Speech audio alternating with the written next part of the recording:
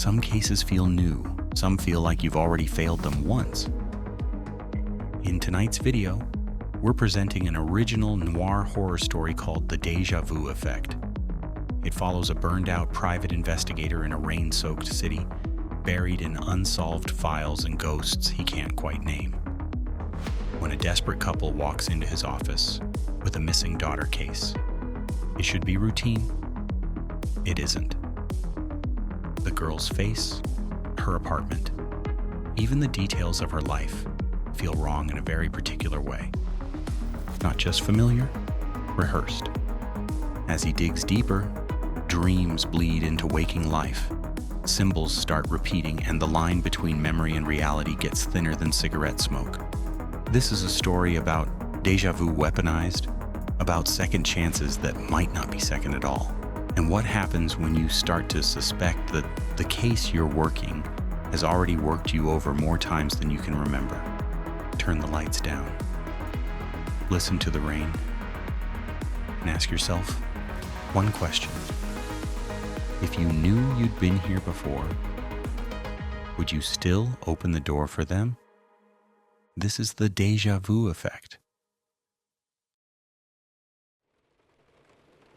I don't remember falling asleep, but the cold coffee in my hand suggests I've been out for a while.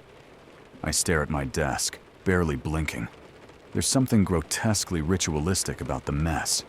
Coffee rings overlapping on paperwork, cigarette butts crushed into a chipped ashtray shaped like a skull, case files stacked in chaotic little towers that threaten to topple if I breathe wrong. I should clean. I won't. Outside, the rain taps its knuckles against the window, steady and polite at first, then more insistent, like it's trying to get in. The overhead light flickers again, buzzes, dies, comes back. I pick up a photo from an old file. Smiling girl, missing teeth, freckles. Found her 3 years ago buried behind a gas station dumpster. The photo's curling at the edges, soft from how many times I've held it. I trace the edge with my thumb. I can't remember her name. Another day. Another ghost, I mutter, setting the photo down face first like I'm trying to smother it. This place stinks of rot and ink and exhaustion. The wallpaper's peeling. The fan overhead ticks like a dying clock, and every surface is coated in a fine layer of defeat. I wear my failures like a second skin. I used to care. Now I just catalog the rot. I stare at the rain. It's not just falling, it's hammering, warping the outside world into a smear of grayscale. And in here, the color left years ago. My fingers twitch toward another file, then hesitate. I don't want to open it. I already know what's inside. Another name I can't save. Another half-finished obituary. I sink deeper into the chair. The vinyl sighs beneath me. Somewhere between the static of the rain and the dead-eyed flicker of the light, a thought drifts through my head like a whisper I can't quite catch. It's all happened before. I shake it off. Maybe it's just the lack of sleep. Or maybe I've finally run out of road. Whatever it is, it's getting louder. And something tells me this time, it won't be ignored. Morning drags its pale corpse across my office floor. The sun's trying to come through the blinds, but it looks more like a spotlight on a crime scene than anything warm or hopeful. I ignore it. I don't move much, don't need to. The world delivers its disappointments right to my desk. Today, it's Janet Wells, dog walker. Swears her ex is stalking her, wants me to tail him, maybe plant something in his car. Then Gregor somebody, real estate creep, wants dirt on a rival firm. Third guy thinks his wife's cheating. She probably is. They always are. Each client speaks in the same deadpan rhythm, eyes darting, smiles tight. No one wants the truth. They want something that confirms what they already believe. I nod in the right places, jot fake notes, ask the required questions. They leave. I stay. The cases go into piles, labeled, numbered, forgotten. I look at the stack of open files, a leaning tower of loose ends. All the ones I haven't closed, all the ones that won't close. I tell myself it's just a dry spell, a streak of bad luck. But even that's a lie now. This has become the job. Not solving cases, not chasing clues, just existing in orbit around unsolvable things. Every sound in here is a tick. Tick of the fan, tick of the radiator, tick of the wall clock, tick in my chest. Time doesn't pass in hours anymore. It passes in paperwork. I glance at the corner of my desk where a photo frame used to sit. It's gone. Don't remember when I took it down. Don't remember what was in it. I get up once to stretch my legs, walk to the mini fridge. Nothing in there but half a sandwich that might be older than some of my clients. I close the door and go back to my chair. It squeaks like it's mocking me. Outside, the rain starts again. Or maybe it never stopped. I check the hallway. Empty. No mail. No Sarah yet. The radiator hisses like it's trying to speak. Probably the only thing that wants to. For a moment, I feel something twist in my chest. Not quite guilt. Not quite nostalgia. Just lack. Like there was a version of me once who thought this job mattered. That I could bring closure, help people, maybe even save someone. That version of me is dead, if he ever existed at all. Now I just shuffle papers and wait for the next knock, or the last one. And lately, I've started wondering if I'd even hear it when it came. The door creaks open around 10. I don't look up. Only one person enters my office without knocking. Brought you something that resembles coffee, Sarah says, setting a steaming cup on the only uncluttered patch of my desk, right next to a water ring shaped like South America. I glance at her. She's wearing that tired cardigan again, the one with the hole in the elbow she keeps pretending isn't there. Her ponytail's crooked, makeup smudged from rubbing her eyes. But she's here, which, in this world, makes her a goddamn saint. You trying to kill me? I ask, picking up the cup. This sludge might qualify as a controlled substance. She smirks. Then you should have filled out Form 8B for beverage toxicity waivers. I'm out of ink. Again? She says, arching an eyebrow. I like consistency. We both sip in silence.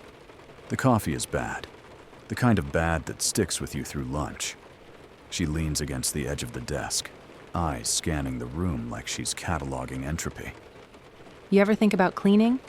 She asks, nodding toward a stack of files that started to lean like a drunk at last call. Yeah, usually right before I decide not to. She doesn't laugh, but there's a twitch in her cheek like she almost did. Almost. Her gaze lands on the file in front of me. An old one, unsolved. A kid named Kyle something.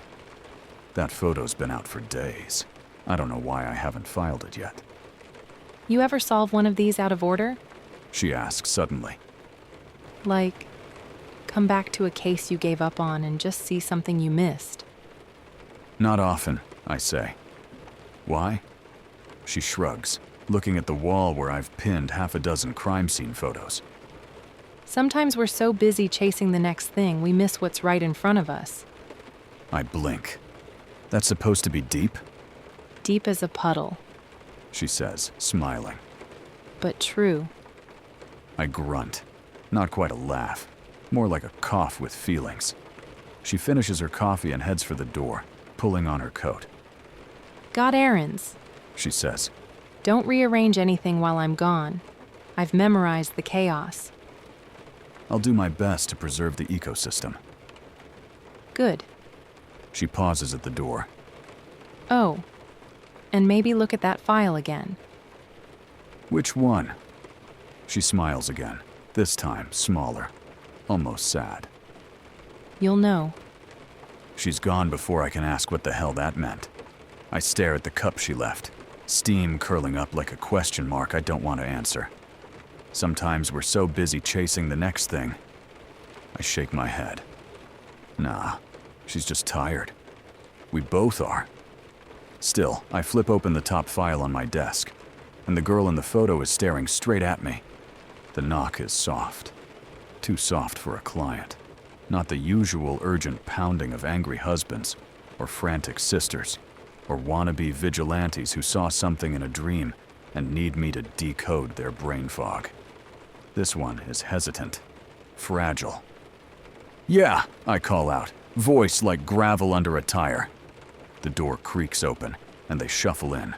A man and a woman, late 50s maybe, soaked to the bone, clinging to each other like a two-person shipwreck.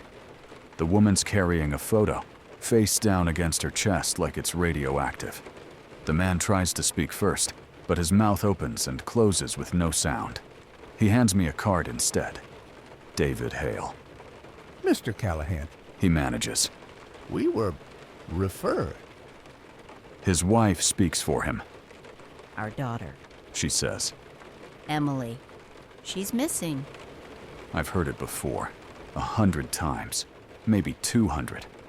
But something about the way she says it, like she's already grieving, like hope is the lie she can't quite shake, pulls something loose in my gut. I gesture to the chairs. Sit. They don't. The woman steps forward, places the photo on my desk like it might shatter. Then she peels her fingers away, one at a time.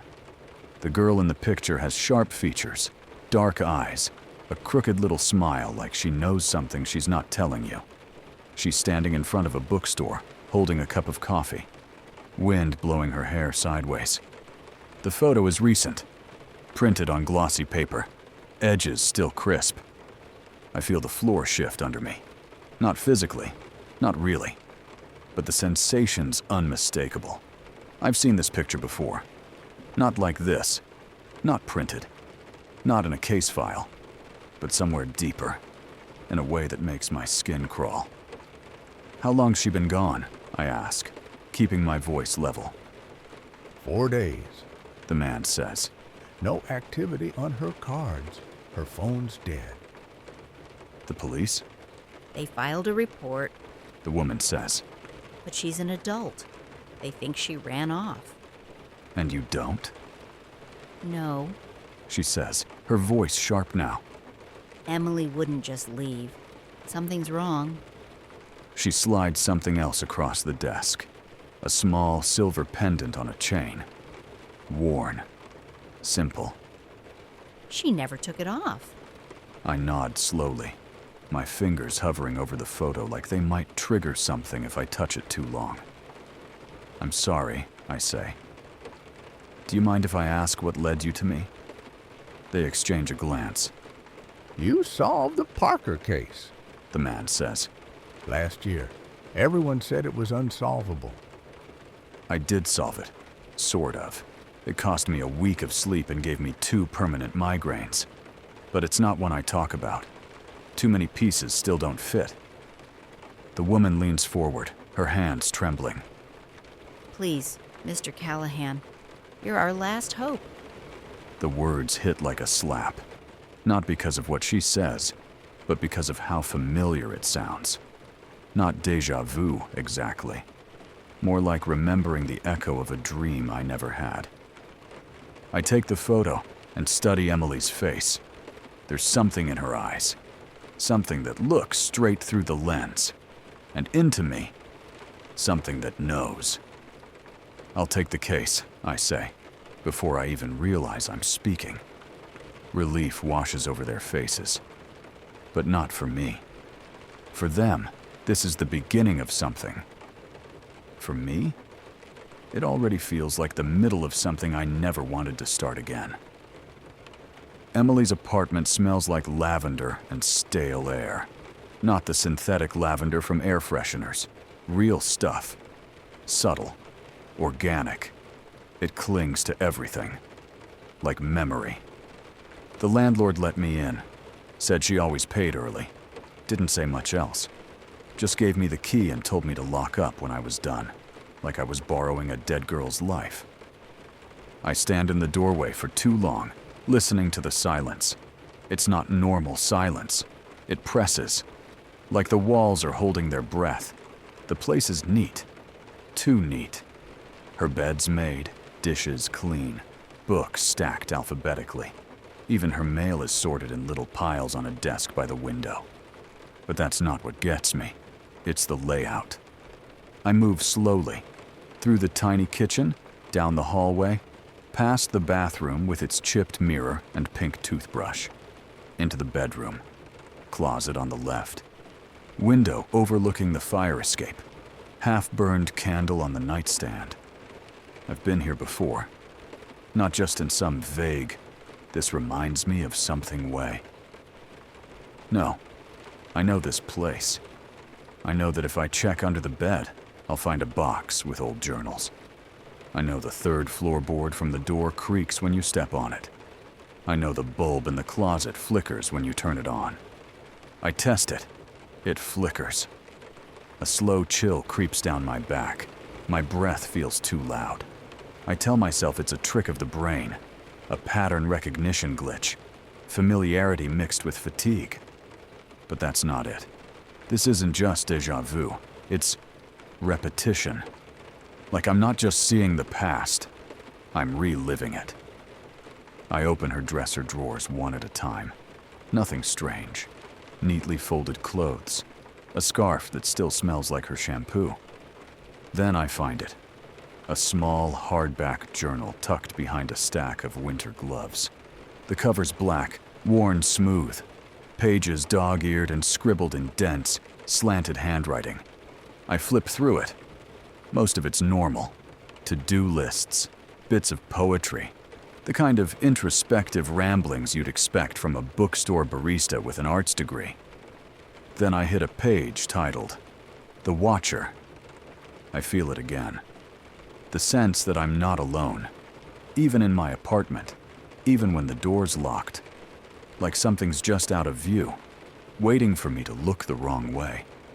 Or maybe the right one. My heart stutters. Another page.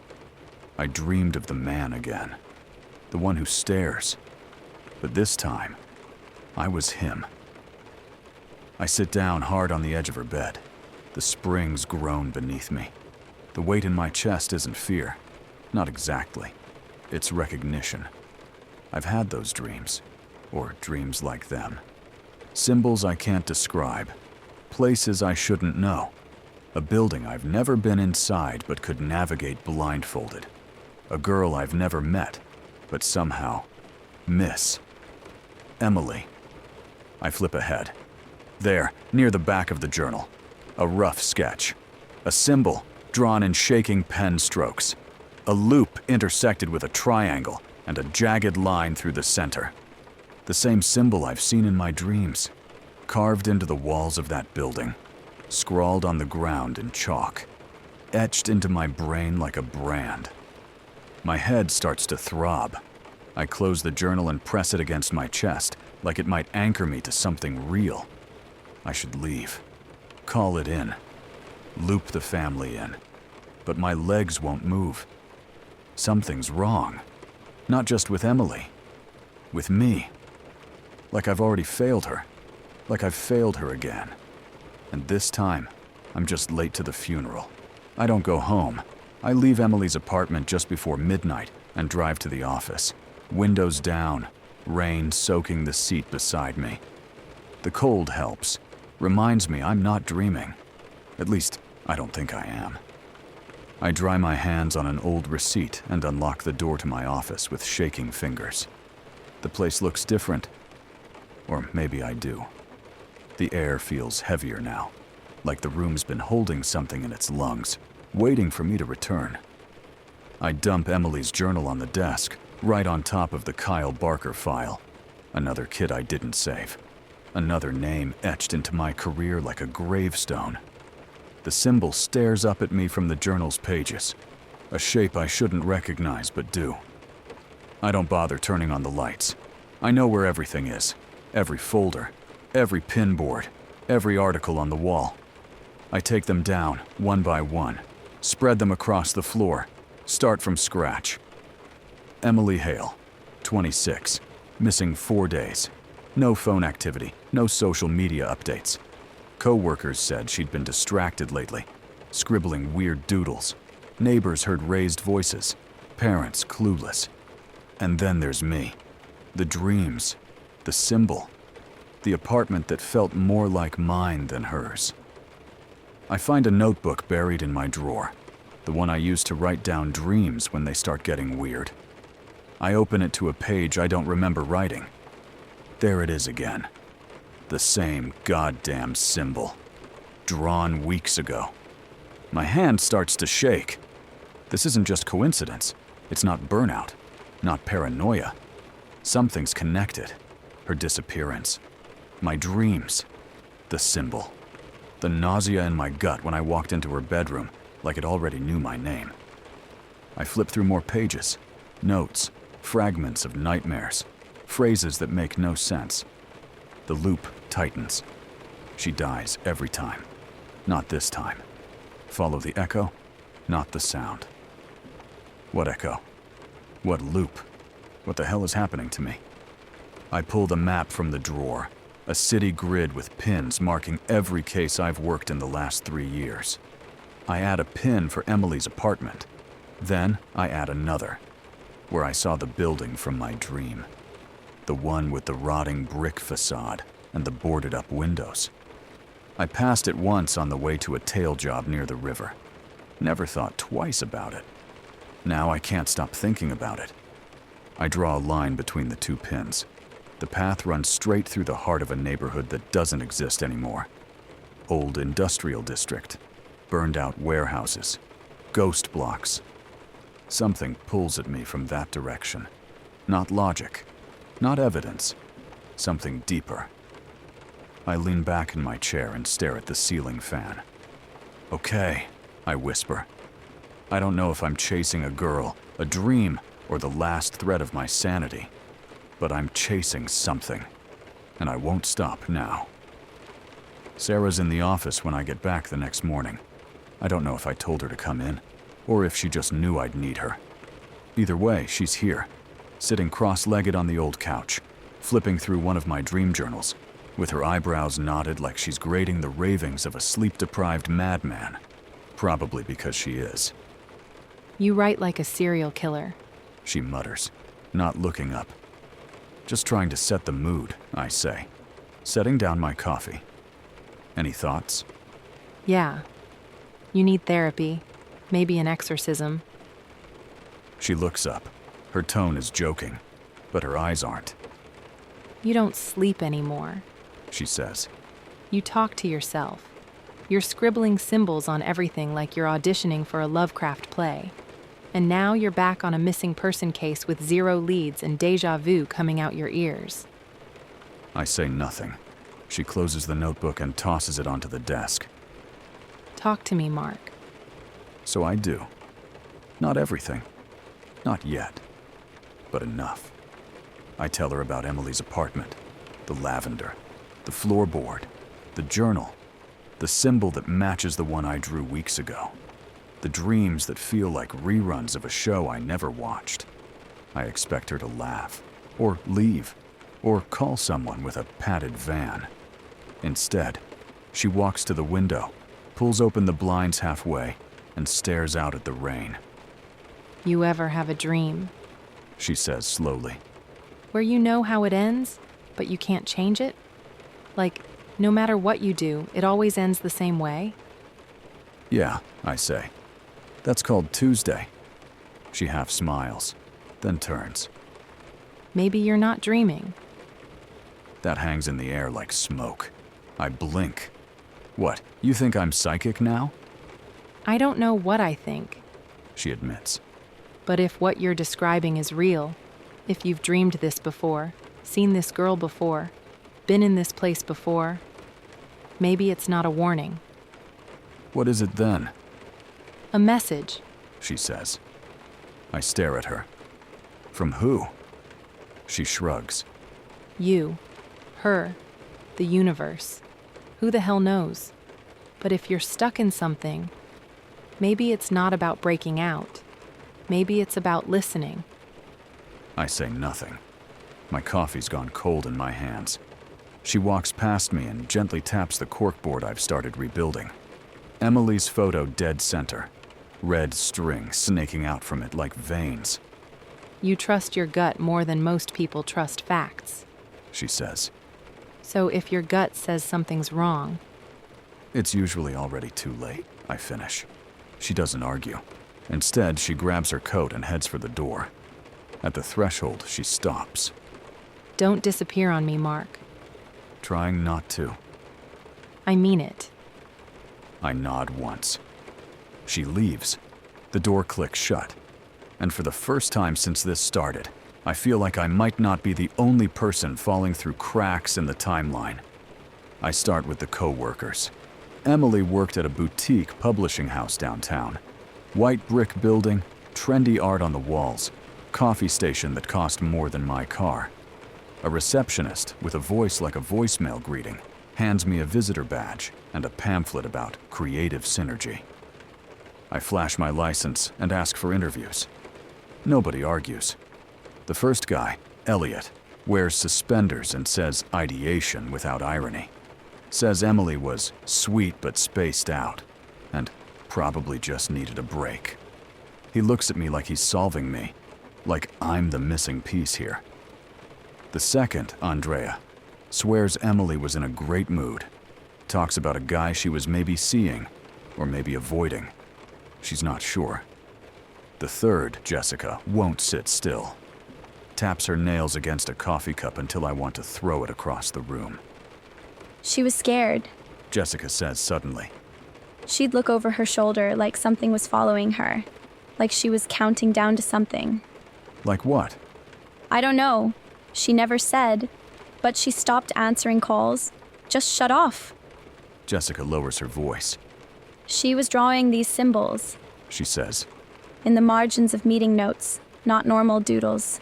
Weird shapes. I pull out my notebook, flip to the sketch from Emily's journal.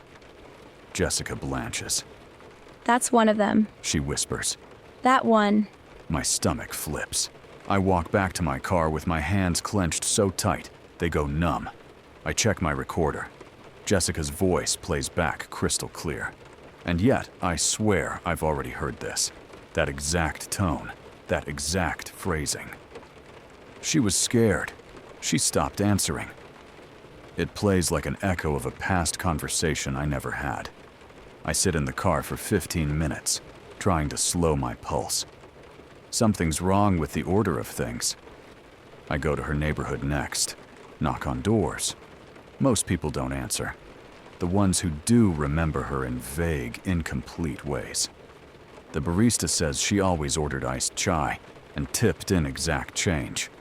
A neighbor says she helped carry groceries. But then there's Mrs. Peterson. 3rd floor. Smells like lavender and mothballs. Thin as a rake and twice as sharp. She was sweet, that girl, She says. but troubled. Saw her arguing with someone in the hallway, When? day before she disappeared. Who was it? She frowns, tilts her head like it's full of sand. A man, tall, dressed in black. Couldn't see his face. I freeze. I know that image. I dreamed it. Or remembered it. Or invented it. Hell if I know anymore. Mrs. Peterson's hands tremble as she pours tea into chipped porcelain. Her hands don't match her voice. Her voice is steady. Like she's told this story before. A lot. Too much. Back at the office, I pin her photo on the board. Then I pin the symbol again. Then the dream notes. The diary. Jessica's coffee cup panic. The red thread starts to look like veins. Or a spider web. Or a snare. Nights bleed together. I stop sleeping. Or maybe I'm dreaming while awake. Either way, the nightmares change. Now I'm standing inside the building. The one from before. The abandoned one I've never seen. Except I have. The walls hum. Symbols crawl across the floor like insects. A door pulses with light. Something wants me to walk through it. Something knows my name. Each time I wake, I jot it down in the notebook. But the handwriting keeps changing. Sometimes it's mine. Sometimes it's not. I catch myself mumbling things in the shower, in the car, in my sleep. Find the source. Not this time. She's the key. I stop answering my phone. I forget to eat. I find myself reaching for Emily's photo without realizing it. Her eyes follow me around the room. She looks calm. She looks like she knows. The building stands exactly where I knew it would be. Off 9th and Walker, past the old paper mill, tucked behind a fence no one bothers to lock. It shouldn't exist. Not because it's mystical, or hidden, or cloaked in some supernatural fog. No, it's worse than that. It shouldn't exist because it looks like it's already been torn down. Burned halfway to hell, windows boarded, the door rotted and warped like wood with cancer. And yet, here I am. Rain soaks my coat. The wind cuts straight through my skin. The key I don't remember grabbing presses into my pocket like a trigger. The moment I touch the door, the air changes. Heavier. Still. Like the world is holding its breath again. I push it open. Inside, the air smells like wet ashes and mold. The floor groans beneath me, every step echoing in a way sound shouldn't, like the walls are amplifying it on purpose. It's just a building, I tell myself. But it's not. It's the building from my dream. Exactly. Down to the crack in the tile near the first stairwell, the burned exit sign above the second hall, the water-damaged poster peeling from the bulletin board in the lobby, some ancient ad for a CPR course from 1998. I move through it like I've done this before, because I have. Not in this life, maybe, but somewhere, sometime. My flashlight flickers, then steadies. I follow the hallway, passing rooms filled with rusted metal and toppled furniture. The symbols start appearing halfway down, faint, carved into the walls like graffiti left by ghosts. The symbol from the dream, from Emily's journal, from my journal. Loop, triangle, slash. The air starts to buzz. There's a door at the end of the hall, not locked, but resistant, like it doesn't want to be opened. I push harder. The room inside is circular, lined with broken mirrors and burned-out candles. And in the center, an altar. Low, made of cracked concrete. Black soot stains around it in a ring. On the altar sits a note, folded neatly. No dust on it. Like it's new. Like someone left it for me. I unfold it with numb fingers. The handwriting is mine. But it's not a note I remember writing. It reads, "Emily is close." But so is the end. My vision tilts.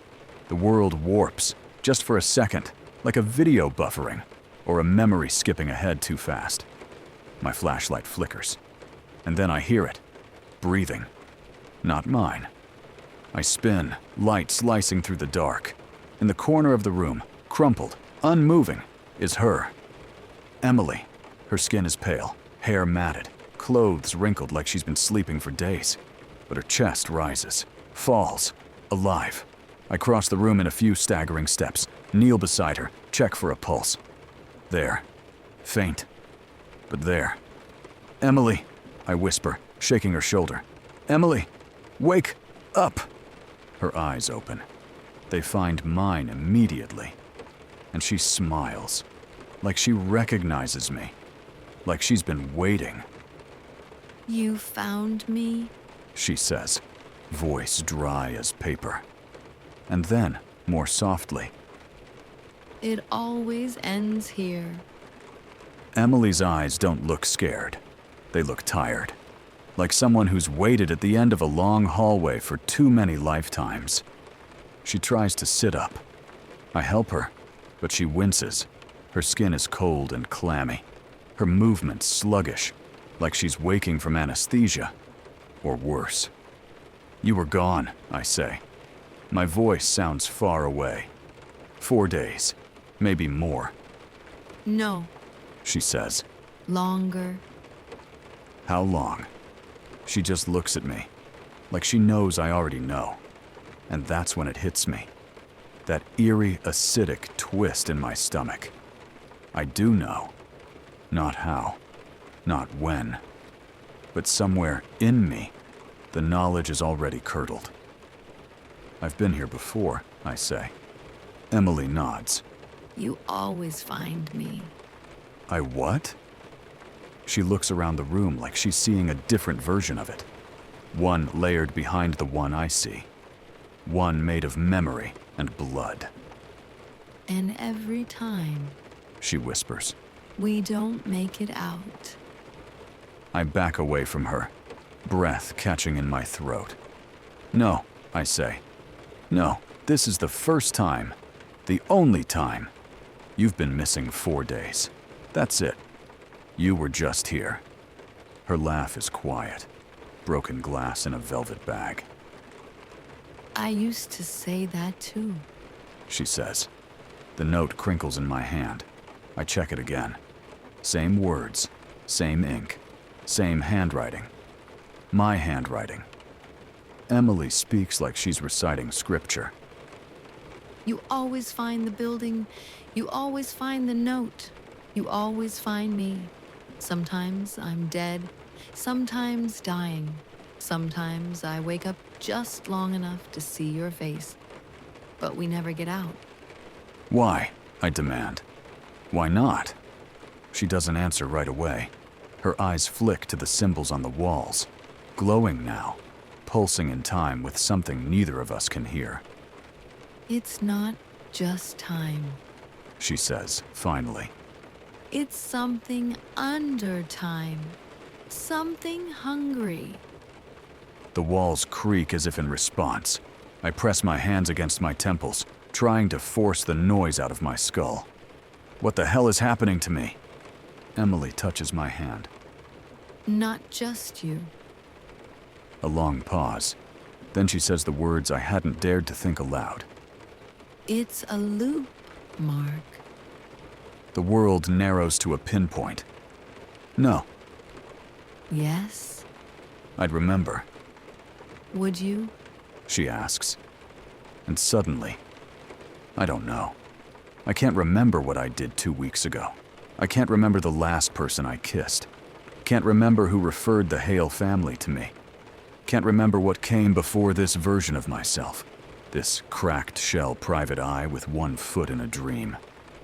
You've tried different things, Emily says. different choices. You tried walking away once. You tried calling the cops. You tried fire. Nothing works. Then what the hell does? She opens her mouth to speak, but the building cuts her off. The door slams shut. The lights go out. And from somewhere deep inside the building, something groans. Not like a human, not even like an animal, like a direction, like gravity learning how to hate. I pull Emily up. Her legs barely hold. We have to go, I say. Now. We stagger toward the door. I reach for the knob, but it's not there. Just smooth wall, like the building is rearranging itself. Again. And suddenly, I know. It's not trying to keep us in. It's trying to reset. The walls shift behind us, not in a metaphorical this place is creepy kind of way.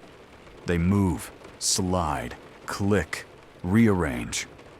I press my palm to the wall where the door used to be. It's solid, cold. No seam, no knob, no give. Emily leans against me, barely upright. The reset. She mutters. It's starting again. What does that mean? She opens her mouth, then freezes, eyes locked on something behind me. Her grip tightens on my arm. Mark, She whispers, don't freak out. which is exactly what you say right before someone freaks out. I turn slowly. There's a mirror where the altar used to be. But it's not a mirror. Not really. It looks like one. Tall, tarnished glass in a warped wooden frame. But my reflection isn't matching my movements. It's delayed. Or off. Or wrong. I raise my hand. It raises its hand. A beat late. Then it tilts its head, but I don't. It steps forward. I don't. And suddenly, I'm not looking at a reflection. I'm looking at me. Another me. Older. Gaunt. Eyes ringed with violet shadows. Beard starting to gray. Shirt torn and stained. Like he crawled out of a war I don't remember fighting. He stands inside the glass like it's a window, not a wall. I take a step back. So does Emily. He doesn't. He just looks at me with something like pity, or contempt, or maybe both. I speak first. "What the hell are you?" He snorts. "Still asking that? This far in?" What is this? Another dream?" "If it is," he says, "you've been dreaming for years." His voice is mine, but not tired like mine.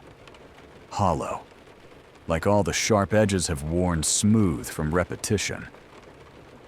"Who are you?" He leans closer to the glass. "I'm you. 15 loops from now. Maybe 20. Who's counting?" My mouth goes dry. Emily doesn't say a word. He keeps talking. "You think this is the first time you've found her? It's not. You think this is the first time you've come to this building, followed the symbols, seen the portal. It's not." "No," I say. "No, I'd remember. I would have remembered." "You did," he snaps. "You just forgot again. Like every time. Because that's part of the loop. It resets you." I stagger back. My knees buckle. Emily catches me. The older version of me watches with a tired little smile. "I tried walking away," he says. "Didn't help. I tried burning the journal. Didn't help. Tried shooting myself. Just woke up at the desk again, hungover and confused." He taps the glass with his knuckle. The sound is hollow. "Nothing helps. Nothing ends it." "Then why are you here?" I ask. He shrugs. "Hope. Habit. Maybe I'm just bored." "What about her?" I nod toward Emily. "She's alive. I found her this time." He flinches. For the first time, his expression cracks. "She dies," he says softly. "Every time." I feel the blood drain from my face. "No. She dies, or disappears, or turns into something you don't recognize, or gets pulled back through the portal. Pick a flavor. It always ends the same." Emily doesn't speak. She just clings to me tighter. My double leans in again. But here's the fun part. Every loop, you get a little closer, a little smarter. You start remembering pieces. You leave yourself notes, sketches, dreams. He taps the side of his head. "You're not crazy, Mark. You're haunted by your own memories." I clench my fists. "Then how do we stop it?" He smiles. And this smile isn't tired. It's broken. "You don't," he says. "You can't. But maybe." He steps back, vanishing into shadow. "Maybe you can outsmart it." The mirror fogs over. When it clears, I'm staring at myself again. Just me. Wearing a look I didn't know I had. Something between terror and purpose.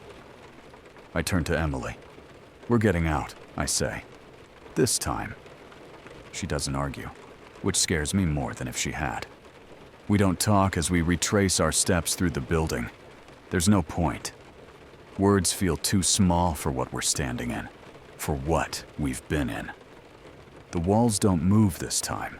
They let us go. Like the house is curious. Like it wants to see what we'll do now that we know what game we're playing. Outside, the rain stopped. The sky's the color of bruised metal, and everything smells like wet concrete and dust. My car is still there. That almost surprises me. We drive in silence. Emily closes her eyes, but I can tell she's not sleeping, just resting her voice, like she knows there are things she'll need to say later. Heavy things. Ending things. Back at the office, Sarah's waiting. Her arms are crossed. Her eyes are red. She's seen the evidence board, the notes, the pages pinned like butterfly corpses.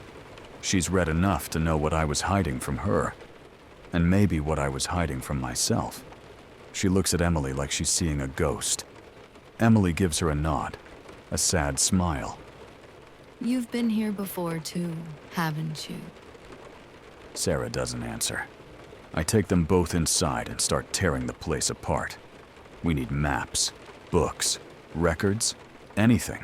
Old police files, weird news clippings, paranormal footnotes buried in microfilm. I dump my dream journals onto the floor. Tear pages from Emily's notebook. Mark them, number them. Match symbols to places. Cross-reference sightings, incidents, dates. And that's when it hits me. The loops aren't random.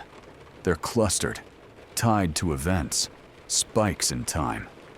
I trace them back to one point, an old ritual site, referenced in a town ledger from the 1800s. Long gone. But the building was constructed over it years later. The building we found her in. Emily leans over my shoulder, reading as I trace the pattern with my finger. It was never about saving me. She says. I nod. It was about closing the door, the portal, the loop. The building is the wound. We've just been picking at the scab over and over again. Sarah sits across from us now, pale but calm. I believe you. She says. I blink. Why? Because I don't think you ever told me before. She says. Not in the other versions. I always felt something was wrong, but this time you let me in. Something clicks. Maybe the loop isn't just watching. Maybe it's reacting. We don't sleep. We make a plan. A real one this time. A map. A ritual. Steps to disrupt the symbol array. Sever the connection. Scramble the loop's restart point. If we can stop it from resetting clean, maybe, just maybe, it collapses. Emily writes in her journal. Not notes, not warnings. Memories. So she'll know. If this doesn't work. If she wakes up somewhere else, sometime else, with just the faint echo of a nightmare. She'll have the book, the words, the truth. We pack candles, salt, chalk, incense, objects she's carried through the loops, the pendant, the photo, the journal. We need anchors. We need to remind time that it doesn't own us. I pause at my desk before we leave. Look at the reflection in the cracked window. Still me, still scared. But something else now too. A flicker of teeth, not a smile, a threat to whatever's been pulling the strings.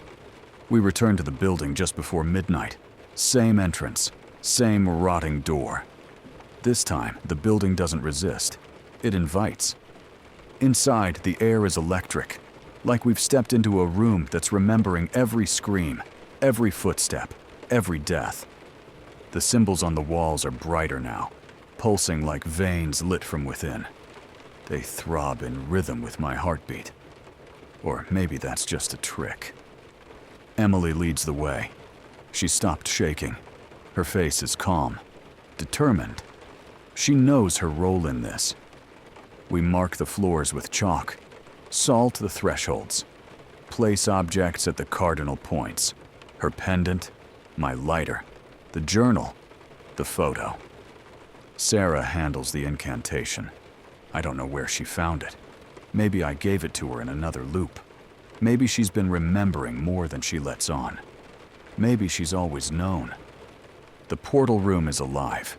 The air buzzes with pressure, like a speaker turned up to max, volume with no sound. We stand in a triangle, candles flickering madly. The chalk glows under our feet.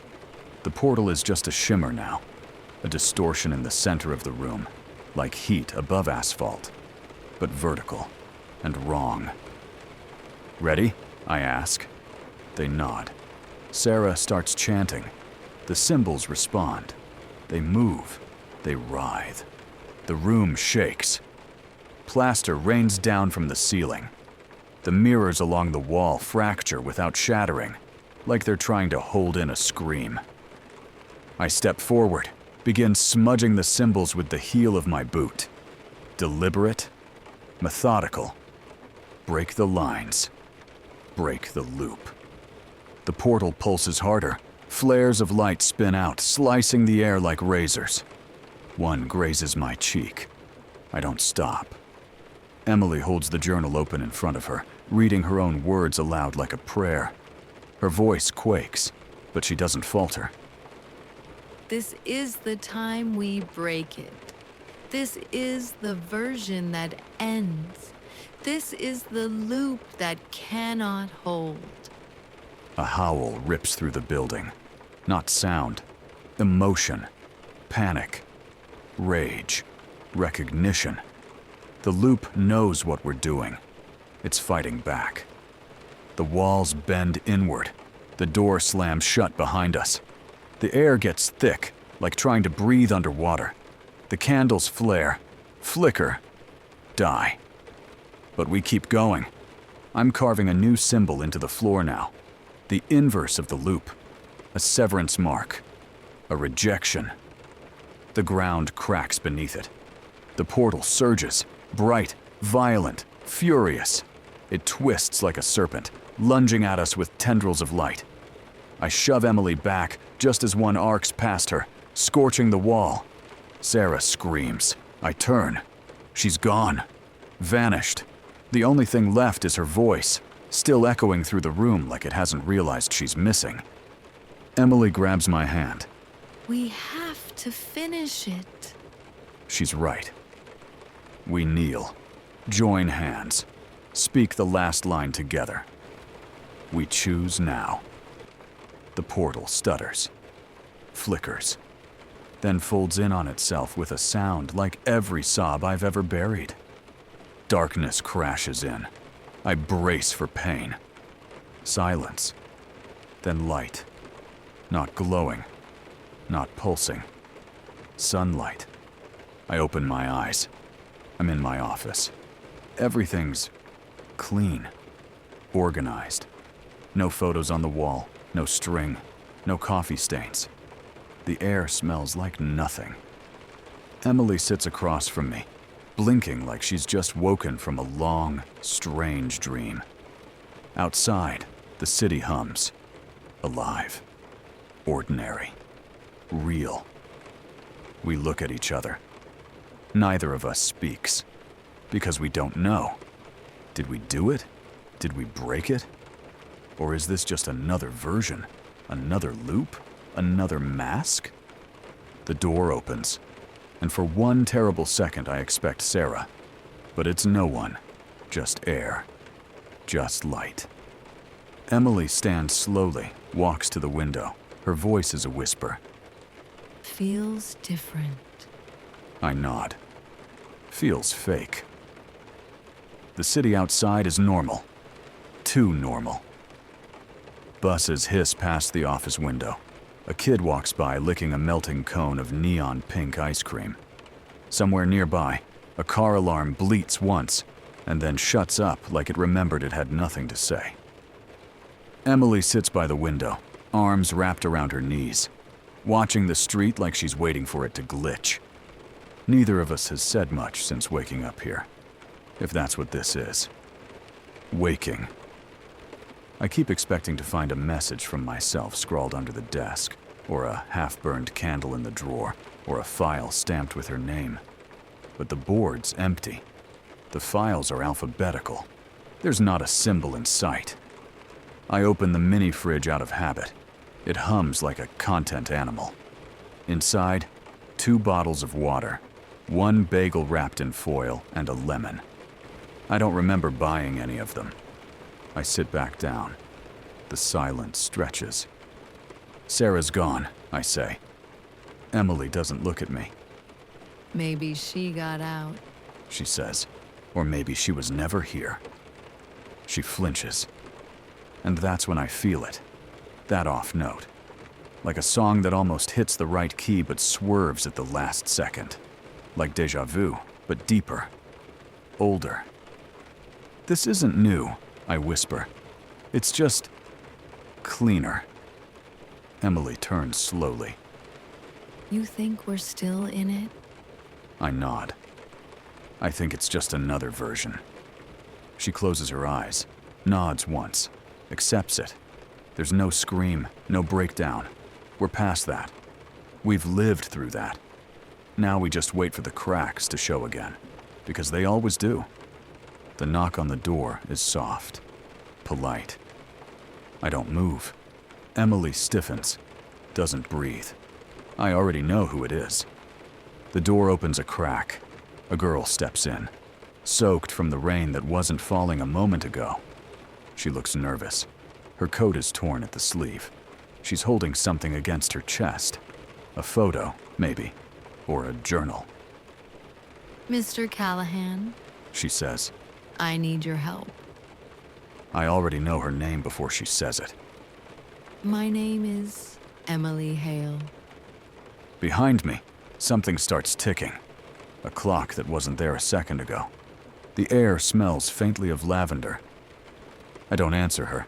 I just look at the board. Still empty. But not for long. That was the Déjà Vu Effect. A story about missing people, sure, but mostly about missing time. About the feeling that your life is stuck on repeat, except this time the record fights back. Déjà vu, recurring dreams, the same faces in slightly different scenes. At some point it stops feeling like coincidence and starts feeling like design, whether you read this as a time loop, cosmic glitch, or just the pure burnout of a man who's seen too many dead ends. One thing sticks. If you can't trust your own memories, how do you ever know when a case really starts? Or if it ever actually ends? If you enjoyed this presentation and want more original horror and noir stories, you can subscribe, drop a like, and tell me in the comments what you think was really happening here. Was he breaking out or just sinking into a cleaner version of the same trap? Thanks for watching. And if anything in your life feels a little too familiar tonight, write down to this sentence. Pay attention. You might not be in the first run-through,